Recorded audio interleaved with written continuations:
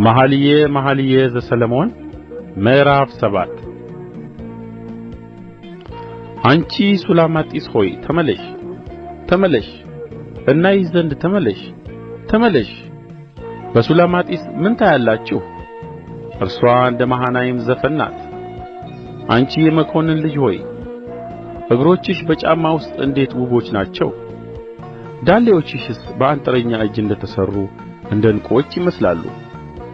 እንብርትሽ የወይን ጠጅ እንደማያጐድልበት እንደ ተነጠጠ ጽዋ ነው። ሆድሽ እንደ ስንዴ ክምር በአበባም እንደ ታጠረ ነው። ሁለቱ ጡቶችሽ እንደ ሁለቱ መንታ እንደ ሚዳቋ ግልገሎች ናቸው። አንገትሽ እንደ ዝሆን ጥርስ ግንብ ነው። ዓይኖችሽ በሐሴቦን ውስጥ በባትረቢ በር አጠገብ እንደ ውኃ ኵሬዎች ናቸው። አፍንጫሽ ወደ ደማስቆ አፋዛዥ እንደሚመለከት እንደ ሊባኖስ ግንብ ነው። ራስሽ እንደ ቀርሜሎስ ተራራ በላይሽ ነው። የራስሽም ጠጕር እንደ ሐምራዊ ሐር ነው። ንጉሡ በሹርባው ታስሮአል። ወዳጄ ሆይ እንዴት የተዋብሽ ነሽ! እንዴትስ ደስ ታሰኛለሽ!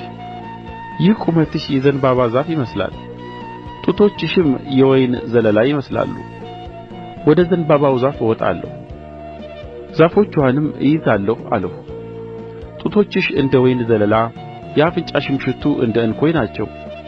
ጕሮሮሽ ለወዳጄ እየጣፈጠ እንደሚገባ የተኙትን ከንፈሮች ይናገሩ ዘንድ እንደሚያደርግ እንደ ማለፊያ የወይን ጠጅ ነው።